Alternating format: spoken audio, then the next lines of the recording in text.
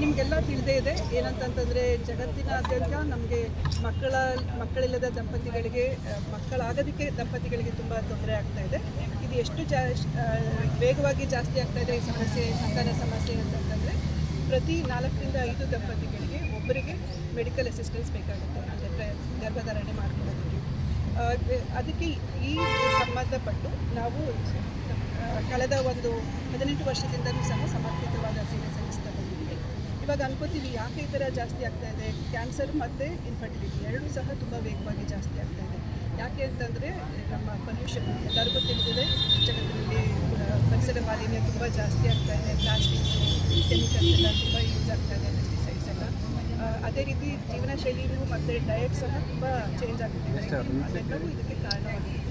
So ಈ ನಿಟ್ಟಿನಲ್ಲಿ ಸಂತಸ ಸಂಸ್ಥೆಯಿಂದ ನಾವು ಸರಳ ಚಿಕಿತ್ಸೆಗಳಿಂದ, ಅಂದರೆ ನ್ಯಾಚುರಲ್ ಆಗಿ ಇನ್ಫರ್ಟಿಲಿಟಿ ಬೂಸ್ಟರ್ ಅಂತಂದರೆ ಅವರು ಸಿಂಪಲ್ಲಾಗಿ ಅವರಲ್ಲಿ ಏನೇನು ಸಣ್ಣ ಚೇಂಜಸ್ ಮಾಡ್ಕೊಳ್ಳೋದ್ರಿಂದ ಅವರು ಸಂತಾನ ಸಾಮರ್ಥ್ಯನ ಜಾಸ್ತಿ ಮಾಡ್ಕೊಂಡು ಅನ್ನೋದ್ರಿಂದ ಹಿಡಿದು ಅತ್ಯಾಧುನಿಕವಾದ ಅಂತಂದರೆ ಅಮೆರಿಕಾ, ಇಂಗ್ಲೆಂಡಲ್ಲಿ ಲಭ್ಯ ಇರುವಂತಹ ಅಗ್ರಗಣ್ಯ ಚಿಕಿತ್ಸೆಗಳು, ಸಂತಾನ ಚಿಕಿತ್ಸೆಗಳನ್ನು ಸಹ ಸಂತಸದಲ್ಲಿ ನಾವು ನೋಡ್ತಾ ಇದ್ದೀವಿ.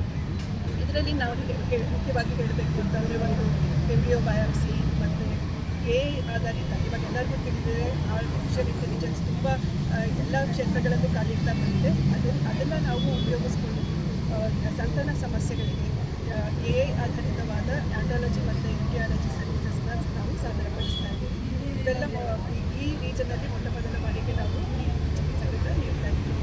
ಯಾಕೆ AI ನಮಗೆ ಹೆಲ್ಪ್ ಆಗುತ್ತೆ ಅಂತಂದರೆ ಸಾಮಾನ್ಯವಾಗಿ ಮನುಷ್ಯ ಕಣ್ಣಿಗೆ ಕಾಣದೇ ಇರುವಂತಹ ಕೆಲವರು ವೀರ್ಯಾಣುಗಳ ಚಲನೆ ಇರ್ಬೋದು, ಭ್ರೂಣಗಳ ಬೆಳವಣಿಗೆ ಇರ್ಬೋದು, ನಮ್ಮ ಮನುಷ್ಯರ ಕಣ್ಣು ಕಾಣದೇ ಇರೋದನ್ನೆಲ್ಲ AI ಅಬ್ಸರ್ವ್ ಮಾಡಿಕೊಂಡು ನಮಗೆ ನಿಖರವಾದ ಮಾಹಿತಿಯನ್ನು ನೀಡುತ್ತೆ. ಅದನ್ನು ಆಧರಿಸಿಕೊಂಡು ನಾವು ಗರ್ಭಧಾರಣ ಪ್ರಮಾಣನ ಜಾಸ್ತಿ ಮಾಡ್ತೀವಿ. ಸೊ ಇವೆಲ್ಲ ಚಿಕಿತ್ಸೆಗಳನ್ನ ಕೊಡ್ತಾ ಇದ್ದೀವಿ. ಇದಲ್ಲದೆ ನಾನು ಈ ಸಂದರ್ಭದಲ್ಲಿ ಮುಖ್ಯವಾಗಿ ನಿಮ್ಮ ಜೊತೆ ಏನನ್ನು ಹೇಳೋಕ್ಕೆ ಇಷ್ಟಪಡ್ತೀನಿ ಅಂತಂದರೆ ಸಂತಸ ಫರ್ಟಿಲಿಟಿಯಿಂದ ಜಾಗತಿಕ ಮಟ್ಟದಲ್ಲಿ ಮೊದಲ ಬಾರಿ ಮಕ್ಕಳು ಪ್ರೆಗ್ನೆನ್ಸಿ ಗರ್ಭ ಧರಿಸಿರುವಂತಹ ಮಹಿಳೆಯರಲ್ಲಿ ಗರ್ಭದ್ರವ ಸೋರಿಕೆ, ಅಂದರೆ ಅಮ್ನಿಯಾಟಿಕ್ ಫ್ಲೂಯಿಡ್ ಲೀಕ್ ಅಂತ ಅದೇನಾದ್ರು 5 ತಿಂಗಳಿಗಿಂತ ಮುಂಚೆ ಆದರೆ ಅವ್ರಿಗೆ ಆಲ್ಮೋಸ್ಟ್ 90% ಅವರಿಗೆ ಗರ್ಭಪಾತ ಆಗ್ಬಿಡುತ್ತೆ ಪ್ರೆಗ್ನೆನ್ಸಿ ನೀಡೋದಿಲ್ಲ. ಅದಕ್ಕೆ ಜಗತ್ತಿನಲ್ಲಿ ಮೊದಲ ಬಾರಿ ನಾವು ಒಂದು ಹೊಸ ಥೆರಪಿನ ಇನೋವೇಟ್ ಮಾಡಿದ್ದೀವಿ. ಅದ್ರ ಹೆಸರು ಜೆನೆಟಿಕ್ಸ್ ಪ್ರಾಬ್ಲಮ್ ಇರೋದ್ರಿಂದ ಏನೇನು ತೊಂದರೆ ಆಗ್ಬೋದು ಹುಟ್ಟುವ ಮಕ್ಕಳಿಗೆ, ಅಥವಾ ರಿಪೀಟೆಡ್ ಆಗಿ ಅಬಾರ್ಷನ್ಸ್ ಆಗ್ತಾ ಇರೋದು ಅಥವಾ ಪ್ರೆಗ್ನೆನ್ಸಿ ಆಗದೇ ಇರೋದು, ಇಂಥ ಕಂಡೀಷನ್ಸಲ್ಲಿ ಎಂಬ್ರಿಯೋದಲ್ಲಿ ಅಂದರೆ ಭ್ರೂಣದಲ್ಲಿ ಏನಾದರೂ ತೊಂದರೆ ಇದ್ದರೆ ಅವಾಗ ಮಕ್ಕಳಾಗೋಕ್ಕೆ ತೊಂದರೆ ಆಗುತ್ತೆ. ಸೊ ಆವಾಗ ಏನು ಮಾಡ್ತೀವಿ ಅಂತಂದರೆ ಅದರಲ್ಲಿ ಬೇರೆ ಬೇರೆ ರೀತಿಯಿಂದ ಆ ಭ್ರೂಣನ ಅಸೆಸ್ ಮಾಡಲಿಕ್ಕೆ ಆಪ್ಷನ್ಸ್ ಇರ್ತದೆ ನಮಗೆ.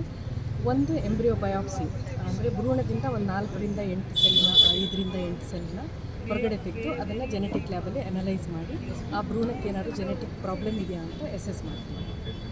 ಇನ್ನು ಅದು ಬಿಟ್ಟು ಬೇರೆ ರೀತಿಯಲ್ಲೂ ಮಾಡ್ಬೋದು. ಹೇಗೆ ಅಂದರೆ ಒಂದು AI ಟೆಕ್ನಾಲಜಿ ಬಂದಿದೆ ಹೊಸದಾಗಿ ಕೊರಿಯಾದಿಂದ, ಸೌತ್ ಕೊರಿಯಾದ ಟೆಕ್ನಾಲಜಿ.